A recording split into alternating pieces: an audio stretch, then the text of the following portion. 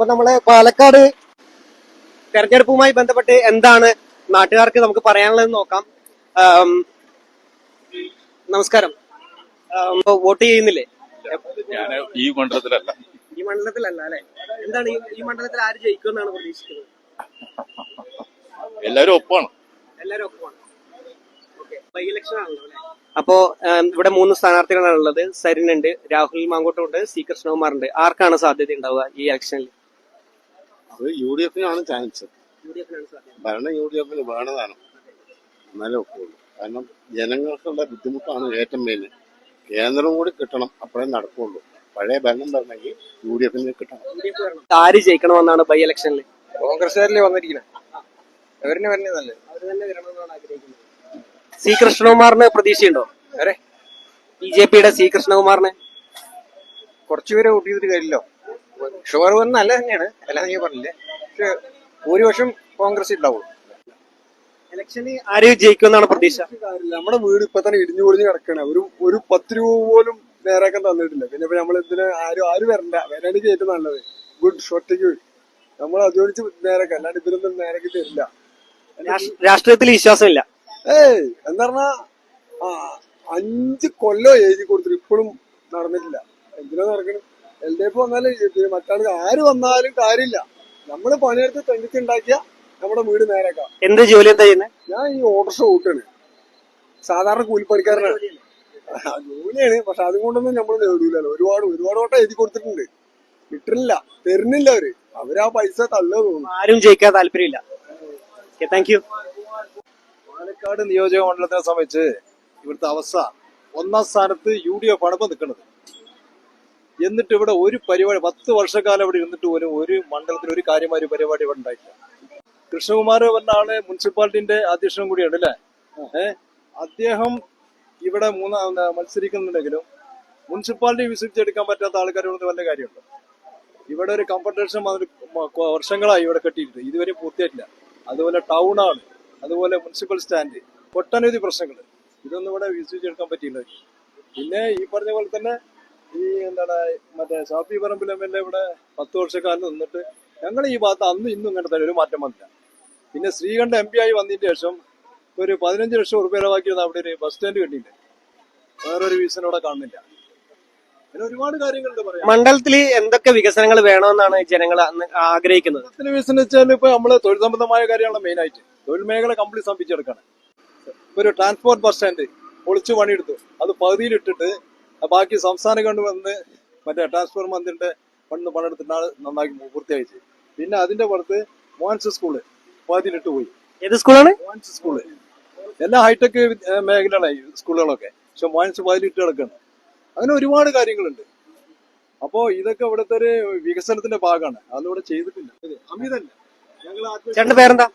പേരെന്താ? എന്റെ പേര് മുഹമ്മദ് അലി. ഞാൻ ഒലവക്കോട് കൊടുത്തത്. ഞാനത് അവിടുത്തെ മുഹമ്മദ് അലി എന്നാണ് പേര്? മുഹമ്മദ് അലി. ഞാൻ ഇവിടെ ലോട്ടറി കച്ചവടം ചെയ്യുന്നതാണ്. ആണോ? Thank you so much. ചേട്ടന്റെ പേരെന്താ? എന്റെ പേര് അഫ്സല്. എന്നെ സംബന്ധിച്ചുള്ള ചുരുങ്ങിയ കാര്യം വരെ ഒലവക്കോട് സംബന്ധിച്ചുള്ള ഏറ്റവും റെയിൽവേ സ്റ്റേഷനിൽ യാത്രക്കാർ ഇഷ്ടം പോലെ വരുന്നതാണ്. ഒരു കമ്പത്തിന് ശേഷം പണി തുടങ്ങിയിട്ട് 3 വർഷമായിട്ട് പാതി വഴിയിൽ ഉപേക്ഷിച്ചിരിക്കുകയാണ്. യാത്രക്കാർ വളരെ ഭയങ്കര ബുദ്ധിമുട്ടിൽ. ആര് ജയിച്ചാലും അങ്ങനെയുള്ള കാര്യങ്ങൾ, നാട്ടിലെ നല്ല കാര്യങ്ങൾ അവസ്ഥയാണ്. കാരണം എത്ര ആൾക്കാർ സ്ത്രീകൾ വന്ന് ഇവിടെ മൂത്രപ്പനുണ്ടോ ചോദിക്കില്ല. അവരെ നമ്മളെ മുസ്ലിം സമുദായക്കാരാണ് ഞങ്ങൾ പള്ളിയിൽ കൂടും, മറ്റുള്ളവരാണെങ്കിൽ സ്റ്റേഷനിൽ കൂടും. ഞങ്ങൾ സ്ഥിരം പറയുന്നത് കൂടി ദിനം പ്രതി ജനങ്ങൾ വന്നിട്ട് ഒരു കമ്പത്തിന് ശേഷം ആൾക്കാർ വന്നുകൊണ്ട് സാധാരണ ഒരാൾക്കൊരു പ്രശ്നമില്ല. 3 വർഷമായിട്ട് പാതി പള്ളിയിൽ സാമൂഹ്യ വിതരണന്റെ താവളായിട്ട് മാറിക്കൊണ്ടിരിക്കുകയാണ്. ഇനിയും അതൊരു മുനിസിപ്പാലിറ്റി അതിനു വേണ്ടി ഒരു മുൻകൈ എടുത്തിട്ടില്ല. അല്ലെങ്കിലും ഇലക്ഷൻ പാലക്കാടേക്ക് ഇല്ലാത്തൊരു സാധനം എത്തിയിരിക്കുകയാണ്. കോട്ടയത്ത് ഒരു പുതിയ വെറൈറ്റി ഇപ്പൊ ഇല്ലായിട്ടില്ല, ഇവിടെ ആകുന്നേ ഉള്ളൂ. ഇനി 3 മാസം നല്ല പഴുത്ത ചക്കയുടെ മണമൊക്കെ വരുന്നുണ്ട് കേട്ടോ. പഴുത്ത ചക്കയാണോ ഇത്? അല്ല, പച്ചയുണ്ട്, പഴുത്തമുണ്ട്. പഴുത്ത ഒന്നേ ഉള്ളൂ, ബാക്കി പച്ചയാണ്. ഇല്ലാത്ത സാധനത്താണ് ഈ നമ്മളെ കൊണ്ടുവന്നത്. ഈ സാധനം ഇപ്പൊ ഇവിടെ കിട്ടാനില്ല. എന്നാലും ഞങ്ങളുടെ നാട്ടിൽ നിന്ന് കട്ടപ്പന ഭാഗമില്ലേ പോളിയ, അവിടെ നിന്ന് കൊണ്ടുവന്നതാണ്. ഇലക്ഷന്റെ ഒരു ട്രെൻഡ് കണ്ടിട്ട് രാഹുൽ മാങ്കൂട്ടത്തിലാണ് സാധ്യത കാണുന്നത്. രാഹുൽ മാങ്കൂട്ടത്തിനാണ് സാധ്യത എന്നാണ് പറയുന്നത്. രാഹുൽ മാങ്കൂട്ടത്തിലാണോ സാധ്യത? 2 പേർക്കും 3 പേർക്കും തുല്യ അവകാശമുണ്ട്. 3 പേർക്ക് തുല്യ അവകാശമുണ്ട്. ഒലവങ്കോടുള്ള കംഫോർട്ട് സ്റ്റേഷൻ ആണ്. വളരെ കാലമായിട്ട് പണി നടക്കാതെ ഇരിക്കുന്ന ഒരു സ്ഥലമാണ് അല്ലെ? എന്താണ് എത്ര വർഷം കുറെ വർഷമായോ അതന്നെ കൊറേ ഇത് തുടങ്ങിയിട്ട്. ഇത് ആരാണ് ഇതിന്റെ വർക്ക് ചെയ്യേണ്ടത് ആരാണ്? അതറിയില്ല കേട്ടോ, അത് വ്യക്തമായിട്ട് അറിയില്ല. നമ്മളെ നാട്ടിലെ ബാൻഡ് ബേക്കറിയില് വർക്ക് ചെയ്യുന്നതാണ്. കടയിൽ തന്നെ തുടങ്ങിയതാണ് പണി. അതങ്ങനെ കിടക്കണത് പകുതി ഇവിടെ. ഇത് ശരിക്കും പാലക്കാട് നല്ലൊരു കംഫർട്ട് സ്റ്റേഷൻ ഉണ്ടോ? ഇല്ല, ഇല്ല, എവിടെ ഇല്ല. ഇവിടെ ഇല്ല. ബുദ്ധിമുട്ടാണല്ലേ? ബുദ്ധിമുട്ടാണ്. ഇവിടെ ജനങ്ങളൊക്കെ വളരെ ബുദ്ധിമുട്ടാണ്. എന്നെ സ്റ്റേഷനിൽ ഇറങ്ങി വരുന്നവര്, സ്റ്റേഷനൊക്കെ പിന്നെ പെണ്ണുങ്ങൾക്കൊക്കെ ഭയങ്കര ബുദ്ധിമുട്ടാണ് ഇതില്ലാത്ത കാരണം. അപ്പൊ ഇതാണ് നമ്മുടെ കംഫർട്ട് സ്റ്റേഷൻ. നമുക്ക് അങ്ങോട്ട് പോയി നോക്കാം. നമ്മളിത് കാണുമ്പോൾ തന്നെ മനസ്സിലാവും വളരെയധികം പൈസ നമ്മൾ പണം മുടക്കി ഉണ്ടാക്കിയ വളരെയധികം പണം മുടക്കി ഉണ്ടാക്കിയ ഒരു കെട്ടിടമാണ് ഇവിടെ കാണുന്നത്. ഇത് എന്തുകൊണ്ടാണ് ഇത്തരത്തില് പണിതീരാതെ കിടക്കുന്നതെന്ന് അറിയില്ല. വളരെ കാലമായിട്ട് പാലക്കാട് മണ്ഡലത്തില് ഇതുപോലെ ഈ അവസ്ഥയിലാണ് ഈ ടോയ്ലറ്റ് കോംപ്ലക്സ്, അതായത് കംഫർട്ട് സ്റ്റേഷന്റെ കോംപ്ലക്സ് എന്നാണ് അവർ പറയുന്നത്. കൽപ്പാത്തി രഥോത്സവം ത്തിന്റെ 1-ാം ദിവസമാണല്ലോ ഇന്ന്. അപ്പോ ഇതിനിടയിൽ തെരഞ്ഞെടുപ്പ് പ്രചാരണം കൂടി നടക്കുന്നുണ്ട്. അപ്പോ എങ്ങനെയാണ് പാലക്കാടിന്റെ തെരഞ്ഞെടുപ്പ് അന്തരീക്ഷം? ആക്ച്വലി ഞങ്ങള് നിലമ്പൂർ ഭാഗത്തുനിന്നാണ്. ഞങ്ങൾ രാവിലെ വോട്ട് ചെയ്തിട്ട് അങ്ങോട്ട് പോകുന്നത്. ഞങ്ങൾ പരിപാടി ചെയ്തിട്ടാ പോകുന്നത്. ഇവിടെ നിന്നല്ലല്ലോ, മാറ്റി വെച്ചിട്ടില്ലേ.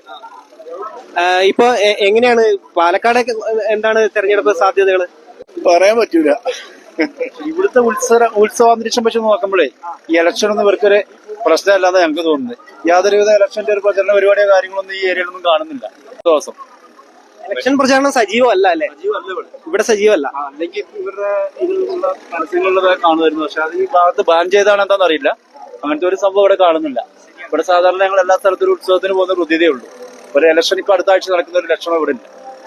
3 സ്ഥാനാർത്ഥികളും പാലക്കാട് കട്ടക്ക് ആണെങ്കിൽ കൂടിയും ഇവിടെ അതുപോലെയാണെന്ന് എനിക്ക് തോന്നുന്നത്. 3 സ്ഥാനാർത്ഥികളുടെ പ്രചരണ പരിപാടികളൊന്നും ഈ ഏരിയയിൽ നമുക്ക് ഇലക്ഷനുമായിട്ട് ബന്ധപ്പെട്ട് കാണുന്നു. രാജീവ്, ഷിജു, സുഖു. പാലക്കാട് മണ്ഡലത്തിലെ വിക്ടോറിയ കോളേജിന് സമീപത്തുള്ള ഇൻഡോർ സ്റ്റേഡിയത്തിന് മുന്നിലാണ് നമ്മളിപ്പോൾ നിൽക്കുന്നത്. ഇതൊരു ഇൻഡോർ സ്റ്റേഡിയം ആണോ എന്ന് നമുക്ക് ചിലപ്പോൾ സംശയം തോന്നിയേക്കാം.